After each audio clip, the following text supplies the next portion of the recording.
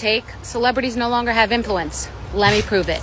So there are like 300 million people in this country. There are 150 million voters, give or take.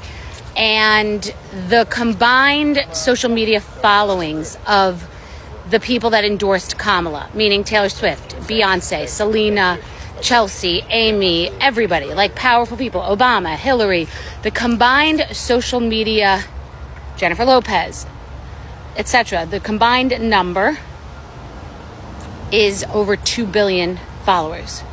So over 2 billion followers. And yes, of course, it's what votes matter and what really did it. But over 2 billion followers did not move the needle for 150 million voters.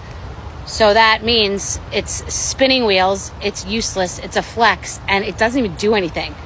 The truth is, this is just an epic disaster. This is a $1 billion disaster. Jen O'Malley Dillon promised all of us that Harris would win. She even put videos out saying that Harris would win. I believed her. My donors believed her. And so they wrote massive checks. I feel like a lot of us were misled.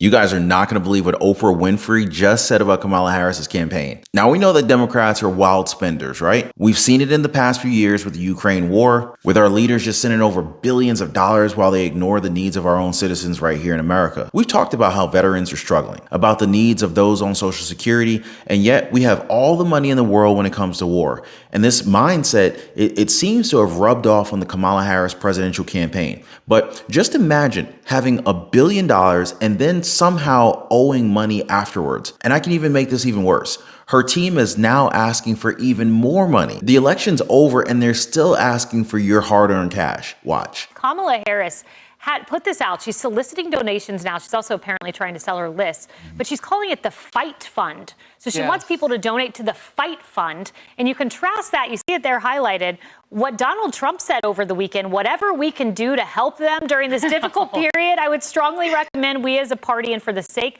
of desperately needed unity do. We have a lot of money left over. What a contrast.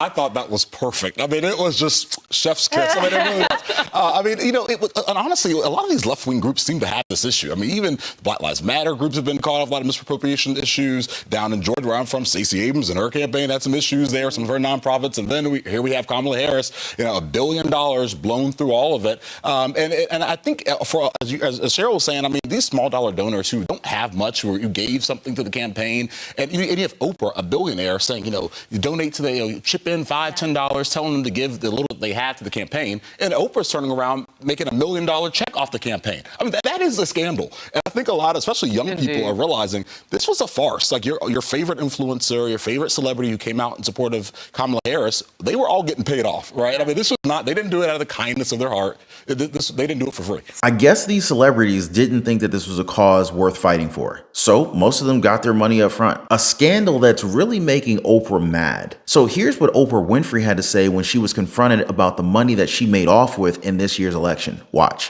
Hey Oprah, good morning. How are you, darling? You looking very good. How do you think the election went? Not talking about the election, thank you very much. Oh, is it true that they paid you $1 million for the endorsement for Kamala? Not true. Not true, okay. I was paid nothing, ever. What do you think about all the celebrities with their mass exodus? I'm not talking about it. Do you think Prince Harry's gonna lose his visa now that Trump's president? Thank you, Oprah. Now, of course, they don't want to talk about the election now, right? Because they've been embarrassed by a businessman, a guy who still has money left over from his campaign. Meanwhile, you got Oprah Winfrey straight up dismissing the thought that she got paid for appearing at a Harris event. Now, remember, guys, these folks, they're not middle class at all. These celebrities are freaking millionaires. Some of these celebrities are billionaires. You got Oprah Winfrey, she's a billionaire. You got Jay-Z, he's a billionaire. Beyonce is a billionaire. Bill Gates is a billionaire. Oprah Winfrey is just one of the big names that showed up here. But her saying that it's a lie that she was paid is next level gaslighting, yo. Jordan Belfort's an entrepreneur and the original Wolf of Wall Street. Was the Kamala Harris campaign a little bit of a Ponzi scheme, Jordan?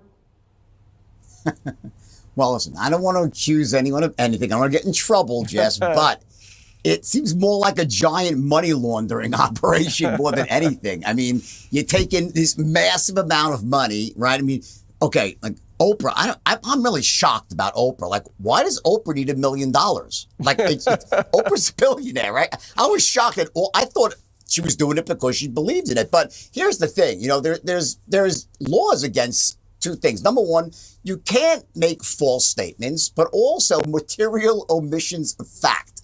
They were keeping everybody in the dark about how bad things were. They're just basically, painting this rosy picture when meanwhile, it's like, they're all in quicksand, sinking really fast. And they're trying to get people to give more and more and more, right? And I bet you when this really comes out, you're going to see that there were massively inflated salaries for all the consultants consultants who hired more consultants. Not to mention, and by the way, what were they thinking? Like $450,000 to be on the Sphere. Who's going to vote for her because she's on the Sphere? I mean, someone's going to walk by and say, oh, look at her face. I got to vote for her. I mean, the whole thing is so insane. A report from the Washington Examiner reveals that Harpo Productions was paid $1 million for the Unite for America event. And if it wasn't clear, Harpo spelled backwards is Oprah. It's her production company. So is she lying about her not getting paid, or is this just wordplay? Now, speaking of which, the tune within some Democrats may have actually changed. Before this win, people were calling Trump all kinds of names. By the way, guys, if you guys are appreciating the content, hit the like button, subscribe to the channel. I totally appreciate you guys.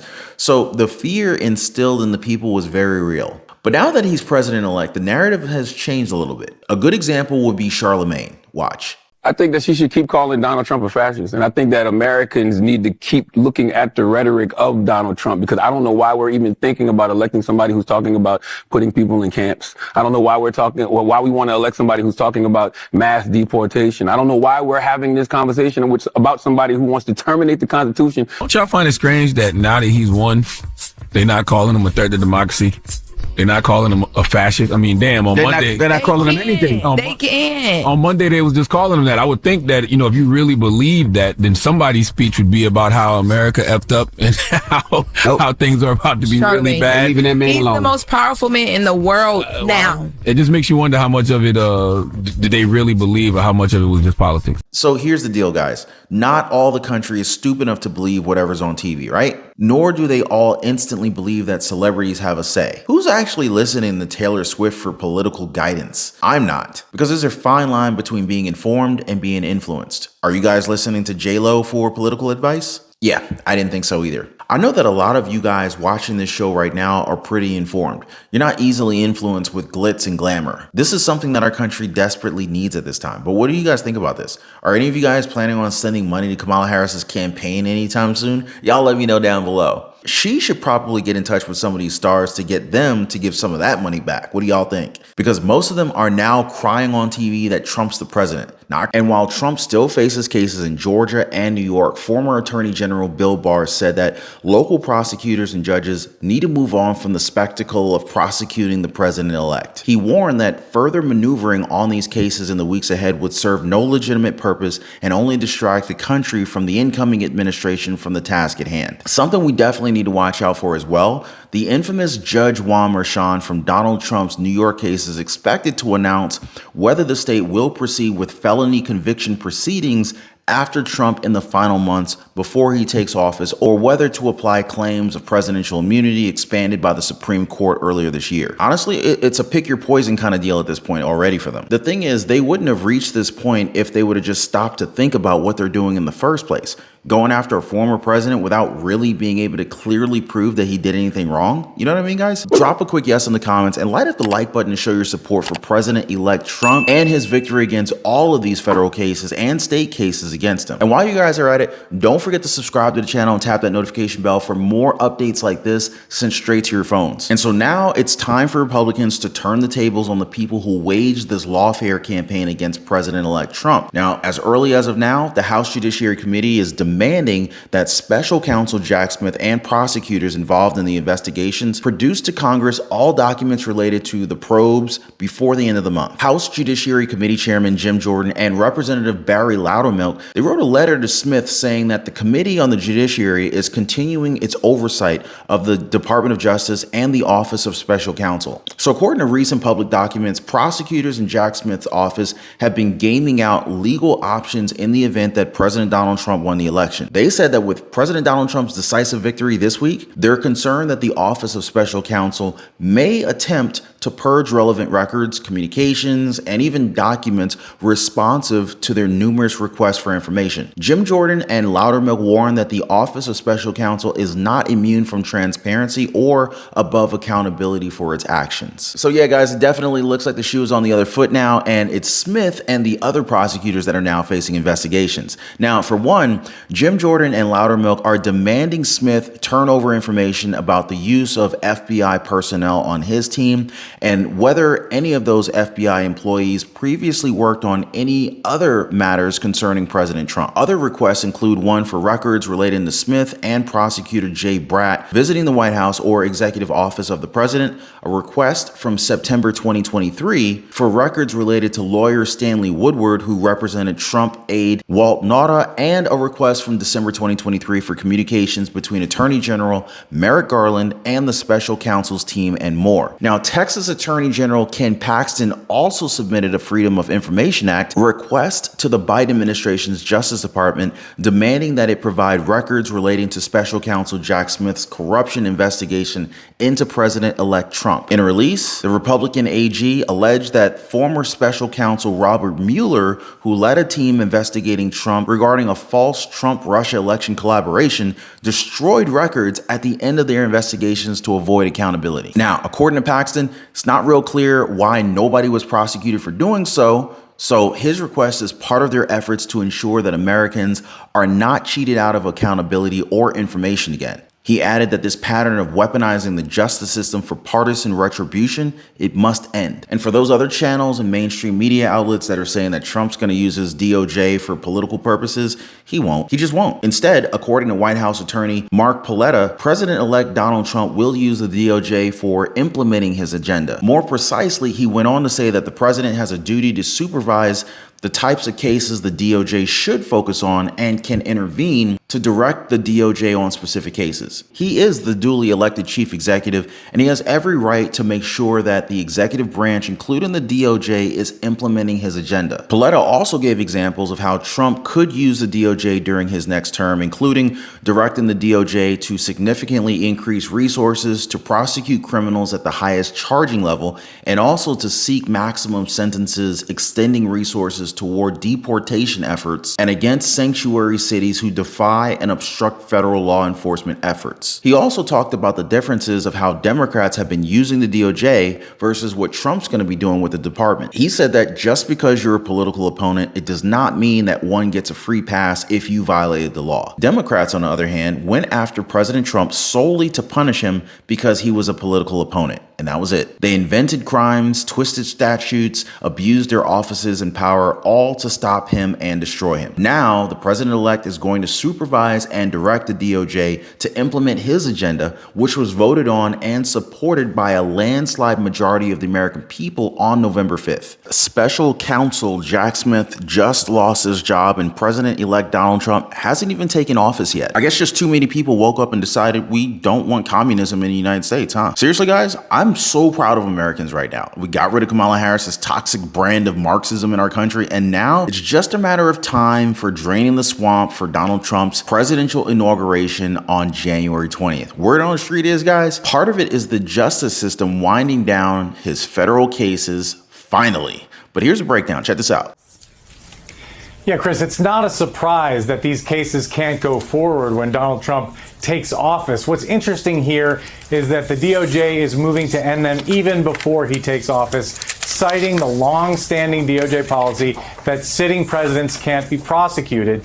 And there was some thought that maybe Special Counsel Jack Smith was going to sprint through the finish line, was going to work up until the last day, force Trump to fire him, wait till a new attorney general was appointed. But that does not appear to be the thinking inside the department. The thinking is that these cases can't go forward. There's no reasonable prospect of getting to trial within the 3 months before Donald Trump takes office. These cases are mired in legal issues that would be appealed all the way to the Supreme Court had Donald Trump lost the election. So now that he's won the election, DOJ officials are thinking that, look, there's just no room to move in these cases. And so the sensible thing to do is to figure out a way to wind them down. And it may. I mean, seriously, guys, now they're realizing that the sensible thing is to just like not go after Trump. I mean, we could have told them way back in 2020 with all these fake cases. But hey, this is what we've been talking about for a long time. I guess it just takes a while for them to really learn anything from the American people, huh? But if I'm being entirely transparent, I'm just glad that all of this crap is finally winding down. And we're not just talking about Jack Smith's case here. Former Attorney General Bill Barr is guessing that it's game over for President-elect Donald Trump's legal battles following his historic victory. Watch this. Former Attorney General Barr telling Fox Digital, quote, "The American people have rendered their verdict on President Trump and decisively chosen him to lead the country for the next 4 years.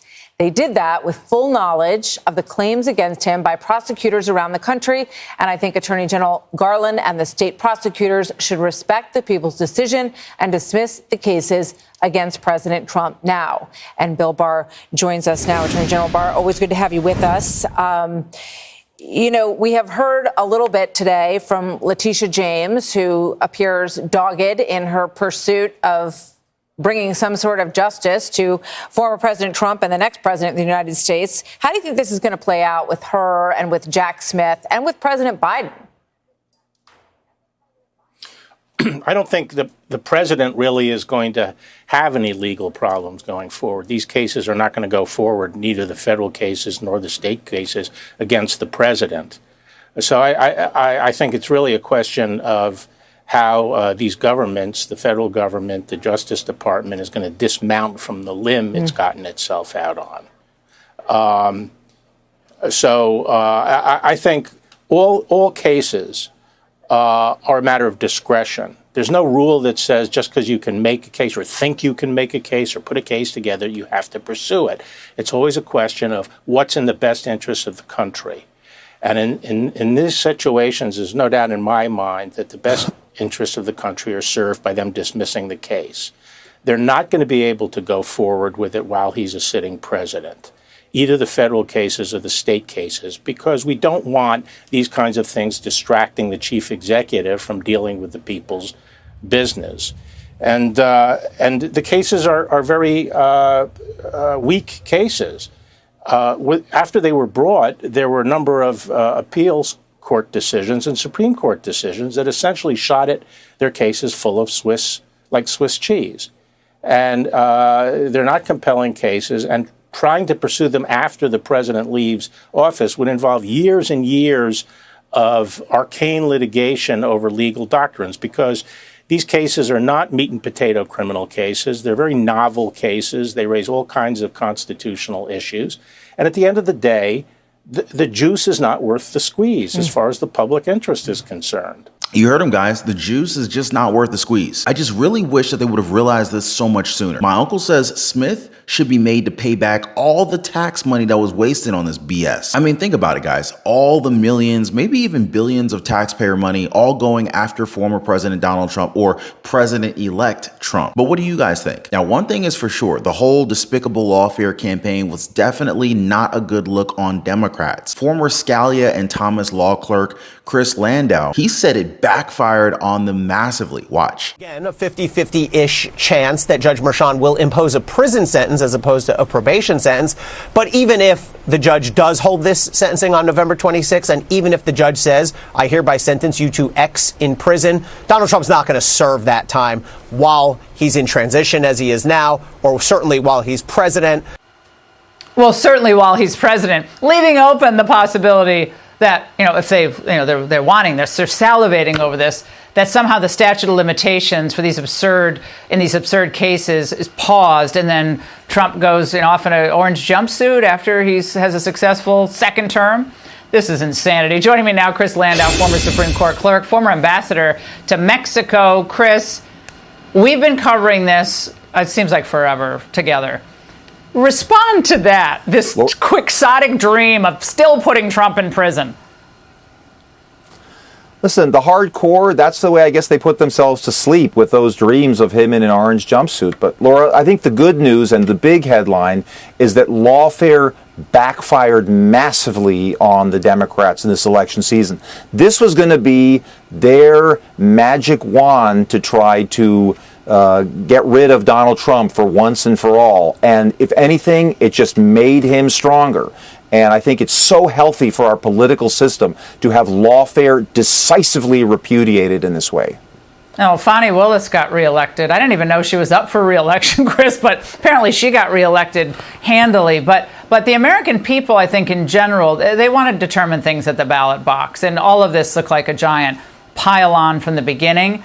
Yet there is talk among some of these so-called legal experts on the other networks of pausing the statute of limitations. Is that even possible? Laura, this is all garbage. I mean, look, again, like these legal experts can talk to each other. I mean, these cases were on life support before Trump won the election. One of the two federal cases had already been thrown out by the judge because Jack Smith's appointment was unconstitutional. Mm-hmm. The other one, the Jack Smith one in Washington, got gutted by the Supreme Court's immunity ruling. Fonnie Smith's thing in Georgia got gutted by her own improper conduct, not to mention the Supreme Court's immunity ruling. And then you have the Alvin Bragg one in New York, where, that sucker is like a target-rich environment for appeal, putting aside the fact that that's also impacted by the Supreme Court's immunity ruling insofar as some of the evidence that was used there. So putting even aside the election, Laura, these things were going down for the garbage cases that they were, as any serious lawyer would tell you, anybody other than the most fevered partisan. And guess what, guys? Trump isn't working alone this time. He's got an army beside him, including us. So stay vigilant, you guys. Now, the other side is definitely not going to be taking this loss laying down. Top of the list of people to keep an eye on is special counsel Jack Smith, who seems to have given up for now. So recently, he filed a motion to vacate all deadlines in the 2020 election interference case against President-elect Trump in Washington, D.C. I say for now because the widely expected move technically stops short of dropping the case entirely against him. But that's something to move to the back burner for now, especially with long-standing Department of Justice policy against bringing criminal charges against the sitting president. Plus, even though the case has not been officially dropped, it sure does appear to be moving in that direction. Something to look forward to. Jack Smith said that his team plans to give an updated report on the special or official status of the case against Trump on December 2nd. Is this where he announces that he's out of a job? Remember what Trump promised. He's going to fire Smith within seconds if reelected, and it looks like Smith is doing it for him. You see, Jack Smith was basically an attack dog for Biden's Attorney General Merrick Garland. He was assigned back in 2022 to investigate both the alleged effort by Donald Trump and his allies to overturn the results of the 2020 election, as well as Trump's keeping of allegedly classified documents at his residence in Florida after leaving the White House in 2020. And so now the Justice Department is looking to wind down its criminal cases against Trump in Washington, D.C. and Florida because of their own policy against investigating a sitting president for federal crime charges and their violation of the separation of powers doctrine. Smith indicted Trump in D.C. earlier this year on charges stemming from the president's alleged efforts to overturn the outcome of the 2020 election. He also brought federal charges against Trump in Florida for his handling of classified documents after leaving the White House. And so basically, he was trying to make headlines with this lawfare campaign against the then former president, now president-elect. Too bad he ended up just getting egg all over his face, right? Covered this in a previous live stream video that I urge you guys to watch after this one. But as always, appreciate you guys hanging out. Thanks for hitting the like button. Thank you for sharing this video and subscribing. We'll see you guys next time. Well, guys, the great wealth transfer is in full effect. And, whether it's Donald Trump that ends up winning the election or if it's Kamala Harris, oh God, we're in a world of a pickle, as my grandfather would say. Our freedoms are being stolen, guys. Credit card companies are out to get us. And if you don't understand the game, well, you end up getting played by the game. Now, if you're anything like me, guys, you were probably out of shape, maybe in debt, living paycheck to paycheck, and just feeling like the system is just completely taking advantage of you. I remember for a long time, I could rarely ever get any time to spend with my wife. And it's kind of funny because where I used to work with a lot of married men. And a lot of those married men would always complain about their spouses as if they really just didn't even like their spouses, which is sounding like a pretty horrible situation. But that was the case for many of them. They didn't like who they were married to. But I was different. Anyway, through trial and error and through a lot of pain, I figured out how to gain freedom and also lose a lot of weight and actually get in shape. And guys, I'm gonna be honest with you, that was a game changer. To no longer be living paycheck to paycheck, figuring out how to get the credit cards to pay me, the power of a strong credit score. I pay thousands of dollars less per year for the same house as my neighbor just because my credit is better than his is. And this is not to brag. I mean, but this is the truth. The banks are literally taking advantage of the poor. It's like the people who can least afford it, they're charging the poor what is like unofficially called a poor tax or a tax on the poor. I mean, I'm now at a point where, you know, like, number one, I don't pay for credit cards. In fact, credit card companies pay me to use their cards. And I figured out how to build a lifestyle that is just ultimately very, very healthy. I lost a tremendous amount of weight and I put on a lot of muscle. But when I was struggling, I wish I knew people who knew these things. So anyway, I decided to create a community of like-minded people who are also interested, just like me, in living better. So if you guys want to join my community, it's called the Liberty Pursuit Network. It is brand new. Come on over. I'd love to have you guys and join like-minded people. Be positively motivated by others who are also on the same pursuit. So I'm going to leave a link for you guys so you can join me over on the Life Pursuit Network in the description down below this video. So check it out, guys, and let's not be a victim of this great wealth transfer that is taking place right now.